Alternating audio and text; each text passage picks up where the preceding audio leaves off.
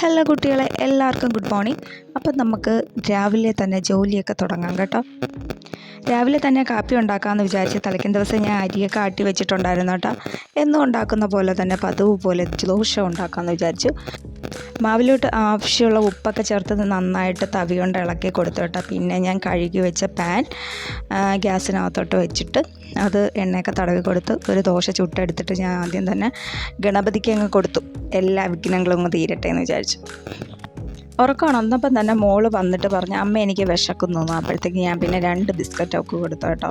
പിള്ളേരെ കരച്ചിലും നിർബന്ധമൊക്കെ പിടിച്ച് നിർത്താൻ നമ്മൾ രാവിലെ അവർക്ക് എന്തെങ്കിലുമൊക്കെ കഴിക്കാൻ കൊടുക്കുകയാണെങ്കിൽ അവരെ പിടിവാശിയൊന്ന് നിൽക്കുമെന്ന് തോന്നി. അങ്ങനെ ഞാൻ 2 ബിസ്ക്കറ്റ് കൊടുത്തു. അവൾ അതുകൊണ്ട് ഓക്കെ ആയിരുന്നു. പിന്നെ ഞാൻ ദോശ പെട്ടെന്ന് ചുട്ടെടുത്ത് കുറച്ച് പ്രകൃതി ഭംഗി ആസ്വദിക്കാമെന്ന് പറഞ്ഞ് ഞാൻ കിഴങ്ങ് ഉള്ളിയൊക്കെ തൊലിച്ച് അരിഞ്ഞ് വെച്ചിട്ട് ഞാൻ പിന്നെ പ്രകൃതി ഭംഗി ആസ്വദിക്കാനായിട്ട് എൻ്റെ ചെറിയൊരു കൊച്ചൊരു പച്ചക്കറി തോട്ടത്തിലോട്ട് പോയി കേട്ടോ.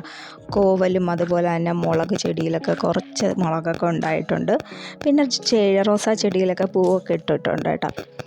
പിന്നെ ഞാൻ അടുക്കളയിട്ട് വന്നിട്ട് ചീനിച്ചട്ടിയിലിട്ട് എണ്ണയൊക്കെ ഒഴിച്ചിട്ട് കിഴങ്ങ് കറി ഉണ്ടാക്കാനായിട്ട് വെച്ചു കേട്ടോ. പിന്നെ തേങ്ങ തിരുവി വെച്ചിട്ടുണ്ടായിരുന്നു തലേക്കുന്ന ദിവസം.